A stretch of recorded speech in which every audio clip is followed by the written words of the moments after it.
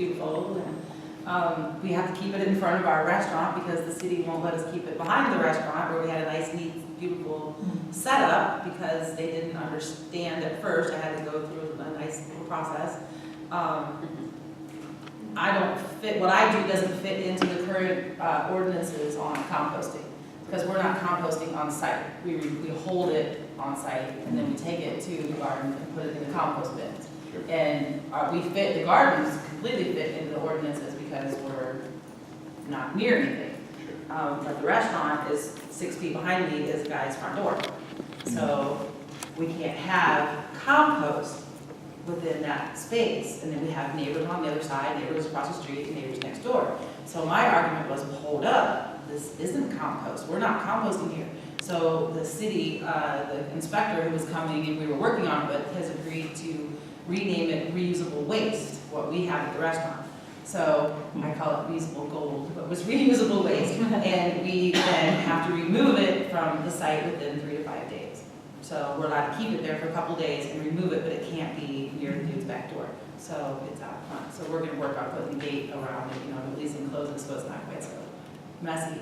But it was, I got in trouble and I got, it took a minute to. And so could you talk a bit about the work that goes into segmenting that from normal waste streams? Does that add time to your operations? Well, we keep buckets, we scrape the plates into the buckets, and we have our trash system we've set up with our trash company that picks up is backwards, so that our recyclables get dumped in loose and our trash goes in tied bags. So for a commercial system, that's backwards. So most of our trash then, because we grow most of our foods, we don't really have a lot of waste. We use compostable things, we use real dishes and real forks and spoons. So we just don't have, we have one dumpster and we dump it every other week. And it's half recyclable and half trash. So Softer or Tom, how much would you like to partner with more businesses like Julie's that have excess food waste, that want to be doing the right thing, but could serve as an input to your gardening operations? Yeah, our plan is actually, because we have relationships with the Asian markets, and now there's probably 9 or 10. And then there's also a couple of restaurants, that's kind of a natural partnership that we can do. And so we're really excited about that prospect. And, we know too that with the refugee community, kind of recycling is just kind of inherent in what they do. Like 80% of the refugees come from an agricultural background anyways, and they're all subsistence farmers. And so it's not an educational process at all, to tell them. So we're really excited because the Akron public schools, in Jennings schools, they have a culinary school.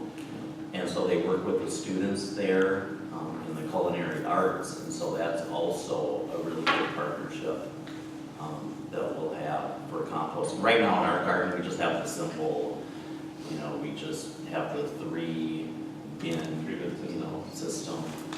And when anybody's eating in the garden or whatever, they'll throw their food waste in. But we're really excited because now we have a school right across the street from us, where we can kind of work with them and their food waste. And then we also have the relationship with the Asian markets that have all kinds of, produce that they, need to throw away. I have to drop off compost all the time. That's helpful. So I pick up compost, I'm curious to ask you, Julie, how many buckets a week do you make? Oh, good God. What do you think, Steve? 10, 20, 30, 10, 15? Maybe 10 to 20. Because Are those 5-gallon buckets? Or are they At more? least. 5 3, gallons, some are 5. like 2.5 Some, gallons. yeah, some in between. Sometimes they're in tubs, sometimes they're trash bags, sometimes it's like, all of my bacon. So we've been doing this for a year. So what I kind of started finding who's composting, who can I get, whose compost can I get my hands on. And so I knew Let's Grow Akron, I kind of stole their idea. So I get right now 8 5-gallon buckets of coffee grounds from Nervous Dog that's close to our farm. So I kept a small radius, right? So then there's a brewery that I know, our shade that other folks are also getting compost from. So I get like 6 5-gallon buckets of spent grain from them a week. And then I just started picking up compost from Three Palms and Hudson, which are really close to us. So I got them to do, and I drop off buckets for everybody with lids. And then I come in and pick them up and Easier to make clean fuller buckets. So I just started with the restaurant, and they're kind of like, you know, still, or like it's not completely worth my time because it's not a lot. Like, so, and because they're still new, I think if I get into a good routine, you know, and it'll be much more worth the trip. So, and then I get like a truckload of manure from a horse farm down the road, and I got worms, and I got chickens, so, and I got like other animals that eat the spent grain, and then the chickens and the worms like eat the rest.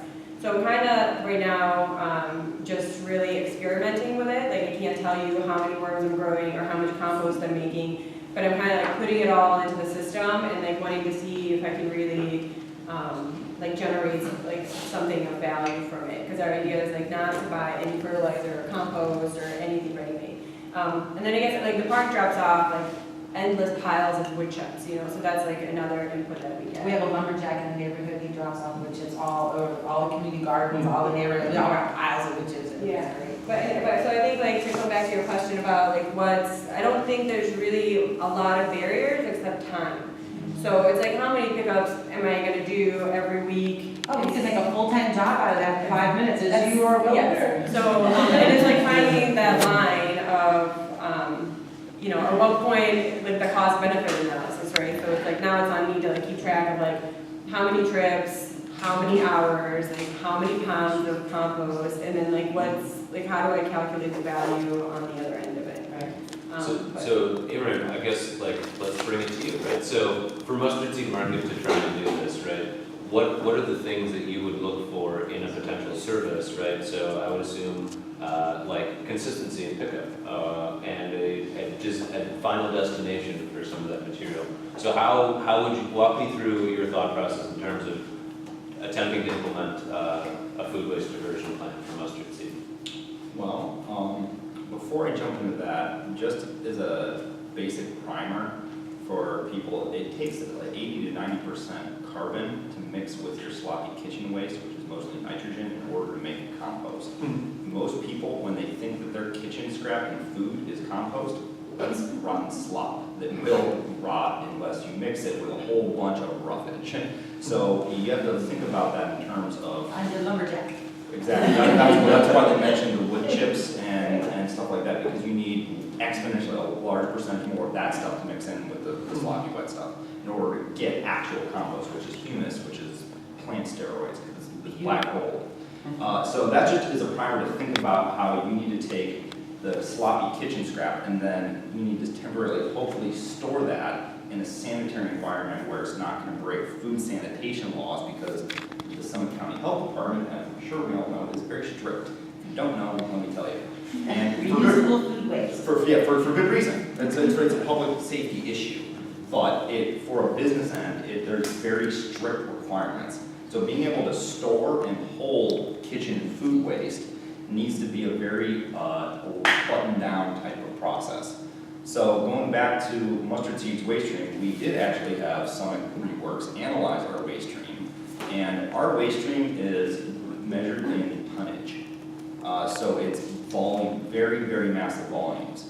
So it's really complicated. It took them a month and a half to really properly analyze the percentage of what category was in our waste stream between our 3 locations. It was a way bigger project than I expected it to be, but we have about 60% of our waste stream is compostable potential to do so. And